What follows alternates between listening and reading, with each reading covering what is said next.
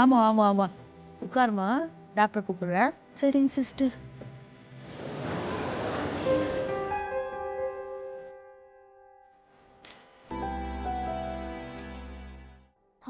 Sister என்ன பண்றீங்க? Sister வந்துட்டீங்களா? மாலினின்னு ஒரு பேஷண்ட் வந்திருக்காங்க. இப்போ டாக்டர் கூப்பிட்டுறீங்களா? வந்த உடனே வேலை வேணாம் எப்படி? என்னதான் பண்ண போறியோ கூப்பிடுறேன் இரு. என்ன கண்டிஷன் சிஸ்டர்? இந்த மாதிரி தான் டெலிவரின்னு சொல்லியிருக்காங்க. ஓகே. வலி எடுத்ததுன்னு காலையில் வந்து அட்மிட் ஆனாங்க. பேபி செக் பண்ணிட்டீங்களா? அதை பண்ணிடுறேன் மேம். பண்ணுங்க. ஃபீட்டல் ஹார்ட் ரேட் செக் பண்ணிடுங்க. Okay ma'am. செக் பண்ணிட்டு சொல்லுங்க. Okay ma'am.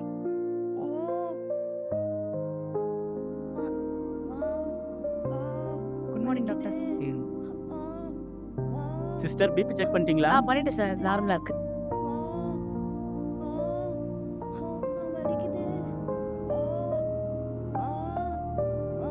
பேபி நல்லா நார்மலாக தான் இருக்கு. எல்லாமே நார்மலாக இருக்காப்பா? இருக்கு சார். ட்ரிப்ஸ் போட்டிங்களா? இதோ போட போறேன் சார். சரிம்மா, நான் போயிட்டு டீனை பார்த்துட்டு வந்துடுறேன். சரி. சரியாப்பா? சரிங்க சார்.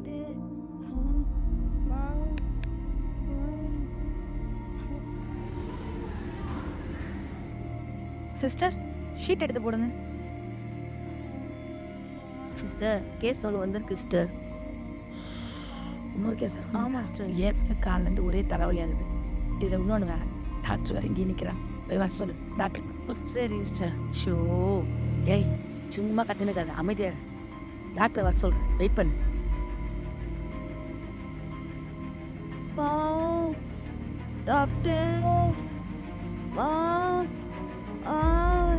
என்னம்மா?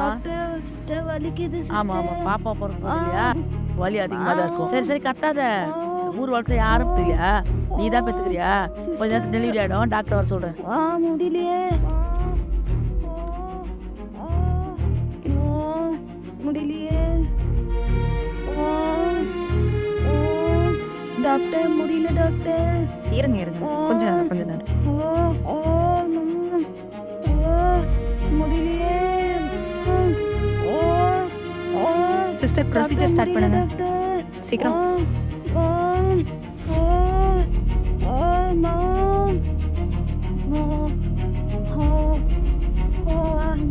புஷ்பன்மா கொஞ்சம் புஷ்பன் நல்லா டீப் வெயிட் பண்ணுங்கம்மா. கொஞ்ச நேரம் தான், கொஞ்சம் ஜஸ்ட் பண்ணிக்கோங்க. ட்ரை பண்ணுங்க, நல்லா புஷ் பண்ணுங்க. இன்னும் டைம் தான்.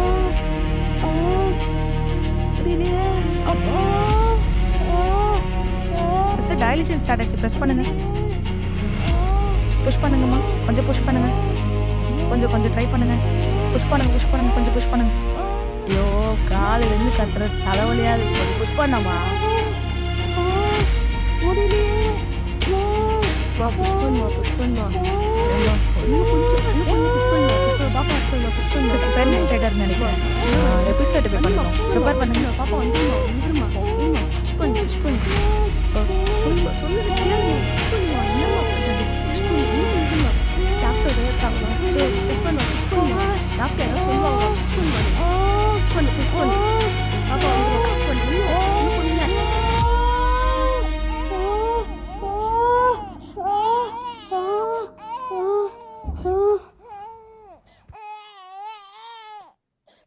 எனக்கு கொஞ்சம் ஒர்க் இருக்கு சிஸ்டர், சஜஸ்ட் போட்டுருங்க. பார்த்துக்கோங்க, நான் கிளம்புறேன். மாலினி, என்ன பாப்பா தெரியுதா? பையன் வந்திருக்கான். தெரியுதா என்ன பாப்பா? சிஸ்டர் 21 டோக்கன் எடுத்து குழந்தை கையில் கட்டுங்க.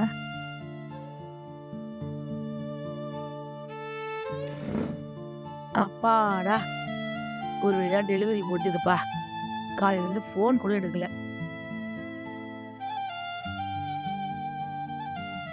சிஸ்டர் சொல்லுங்க சிஸ்டர். ஸ்டிச்சிங் போடலையா சிஸ்டர்? டாக்டர் போயிருக்காங்க, இன்னும் வரல சிஸ்டர். இன்னும் டெலிவரி ஆகி இன்னும் ஒரு ½ hour இருக்குமா? வருவாங்க, பரவாயில்ல பார்த்துக்கலாம். எனக்கு பயங்கரமாக தலைவலிக்குது. நம்ம வார்ட் பாய் இருந்தால் காஃபி என்ன சொல்லுங்களேன். எனக்கு கூட காலையில தலையெல்லாம் வலிக்குது sister. போங்க, முதல்ல நம்ம காஃபி குடிக்கலாம் போங்க. அப்படியே பிஸ்கெட்டை வாங்க சொல்லுங்க.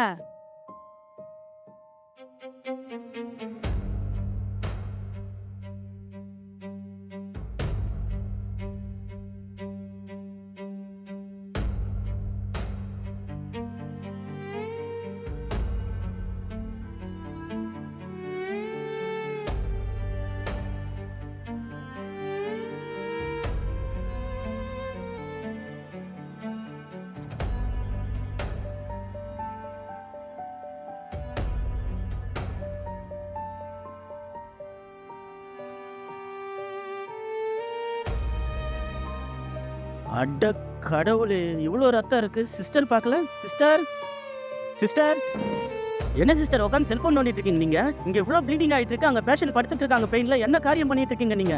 Sorry doctor. சாரி டாக்டரா? செல்போன் நோண்டுற நேரமா இது? மற்ற டாக்டர் எங்க, நர்ஸ் எங்க? டாக்டர்? டாக்டர் போயிருக்காங்க. சார் என்ன டாக்டர் இது? இவ்வளோ ப்ளீடிங் இருக்கு பேஷண்ட்டுக்கு, நீங்க பாட்டுன்னு அமைதியா இருக்கீங்க. எங்க போயிருந்தீங்க நீங்க? சார் வார்டில் இருந்தேன் சார். வார்டில் இருந்தீங்களா? முதல்ல உங்களுக்கு ஸ்டிச்சிங் போடுங்க. சிஸ்டர் ஏன் அவங்கள கவனிக்கல? செல்போன் நோண்டிட்டு இருக்காங்க. ஸ்டிச் பண்ண சொல்லிட்டு தான் உங்க சார் டியூட்டியை போய் முதல்ல கவனிங்க. வாங்க இங்க சிஸ்டர், நீங்க இங்க வாங்க. நீங்க என்ன பண்ணிட்டு இருந்தீங்க? கடைக்கு போயிருந்தேன் கடைக்கு போயிருந்தீங்களா? டீ வாங்க போயிருந்தேன் உங்களுக்கு அதுக்கு தான் இங்க சம்பளம் கொடுக்குறாங்களா? இங்க பாருங்க ப்ளீடிங்க. காலையில இருந்து இங்க தான் டாக்டர் இதே வேலை நீங்க பெத்த செஞ்சீங்களா? பிள்ளையா இருந்தா, நீங்க பெத்த பொண்ணா இருந்தா இந்த மாதிரி நடந்திருக்குங்களா?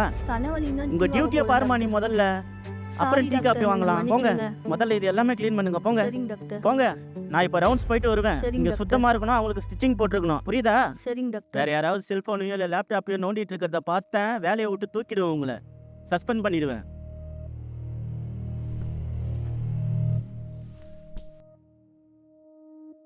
சிஸ்டர் கொஞ்சம் வழி விடுங்க. மா இப்போ எப்படிங்கம்மா இருக்கு? வலிக்குதுங்களா? நான் உங்களுக்கு மயக்க மருந்து கொடுத்து தானே ஸ்டிச்சிங் போட சொன்னேன். என்ன வேலை செஞ்சிருக்காங்க அந்த டாக்டர்? Doctor sir. இவங்களுக்கு ஸ்டிச்சிங் போட்டிங்களே, மயக்க மருந்து கொடுத்தீங்களா? சரி ஏதோ ஒரு ஞாபகத்தில் வர ஏதோ ஒரு ஞாபகத்துல பண்ணிட்டீங்களா? இதே உங்க கூட பிறந்த சகோதரியா இருந்தா இந்த மாதிரி பண்ணிருப்பீங்களா? வேலையில கவனமா இருப்பீங்களா, இல்ல உங்க கவனத்தை வேற எங்கேயாவது வச்சிருக்கீங்களா? உங்களுக்குலாம் மனசாட்சின்றதே கொஞ்சம் கூட இருக்காதா? உங்களுடைய அலட்சிய போக்கால அநேக பேஷண்ட் இந்த மாதிரி பெயின்ல துடிக்கிறாங்கம்மா. இப்போ இதுக்கு என்ன பதில் சொல்ல போறீங்க நீங்க? Sorry sir. சாரியா? நீ ஏமா இது சத்தம் போட்டு சொல்லல? இந்த வலி உங்களை சும்மா விடாது. நான் இமீடியட்டா போய் டீனை பார்க்கறேன், இருங்க.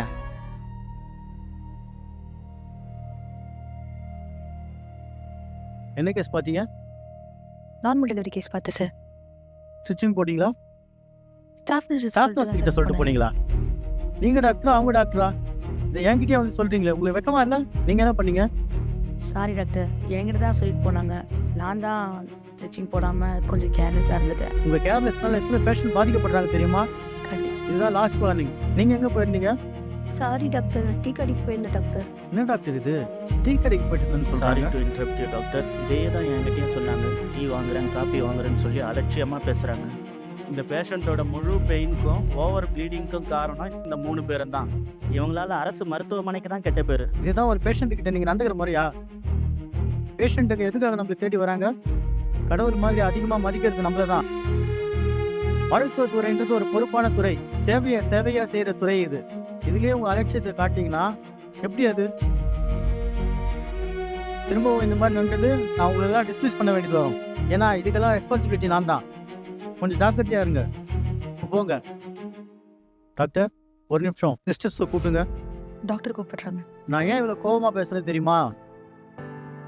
நான் எங்க முன்னாடி ஒரு டீனா இருக்கேன்னா, நான் உயிரோட இருக்கிறதுக்கு காரணமே நம்மள மாதிரி ஒரு டாக்டராக தான். அந்த டாக்டர் இல்லைன்னா இன்னைக்கு நான் உயிரோடவே இல்லை. நான் டாக்டர் ஆசைப்பட்டதுக்கு காரணமே அந்த டாக்டரை பார்த்து தான். அந்த மாதிரி உங்களை பார்த்து ஒவ்வொருத்தரும் டாக்டர் ஆகணும், ஒவ்வொருத்தர் நர்ஸ் ஆகணும் அப்படின்னா நம்மளுடைய வேலையை நம்ம அர்ப்பணிப்போடு செய்யணும். அதனால தான் நான் கோவப்பட்டு பேசினேன். இன்னொரு முறை இந்த தவறுகளை பண்ணாதீங்க. இதுலேருந்து பாடம் கற்றுக்குங்க. போங்க.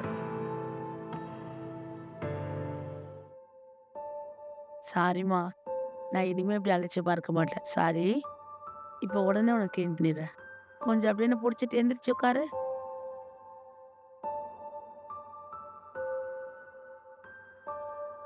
Sorry sorry sorry.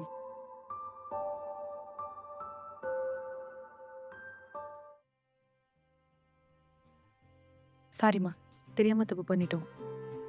என்ன சிஸ்டர், இவ்வளோ நம்மள மாதிரி ஒரு பொண்ணு தானே? ஆமாம் டாக்டர். தயவு செஞ்சு இனிமேல் ஃபோன் யூஸ் பண்ணாதீங்க. நிச்சயமா டாக்டர், இனிமேல் நான் ஃபோன் தொடவே மாட்டேன். எமர்ஜென்சி டைமில் எமர்ஜென்சி வேலையை பாருங்கள். புரியுது டாக்டர். இனி நான் கேர்லெஸ்ஸாக இருக்கவே மாட்டேன்.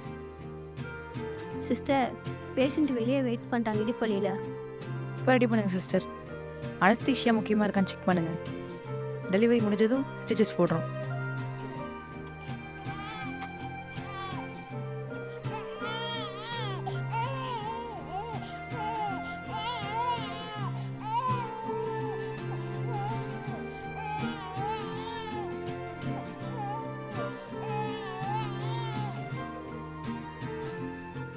அந்த பிறப்புறுப்பை வலி புல்ல வர வழியில் கிழிச்சு விட்டா தெரியாதுண்ணா, திரும்பி மரப்பூசி போட்டு தைக்கலாண்ணா. அந்த ஆப்ஷன் இருக்குது. அது ரொம்ப சாதாரண ப்ரொசீஜர் தான். மரப்பூசி போட்டு திரும்பி தைக்கலாண்ணா. ஏன்னா ட்ரைனிங் பிள்ளைங்களை வந்து கூப்பிட்டு தைக்க சொல்கிறாங்கண்ணா. ட்ரைனிங் பிள்ளைங்க ஒரு விஷயத்தை கற்றுக்க எத்தனை டைம் செய்யணும் சொல்லுங்கண்ணா? பெண்ணோட பிறப்புறுப்பில் தான் ட்ரைனிங் எடுக்கணுமா? அப்போ எடுத்துக்கிட்டா அவங்களும் கற்றுப்பாங்க. அப்போ அதுக்கு மரப்பூசி போட்டு நீங்கள் தைக்க சொல்லலாம்லண்ணா?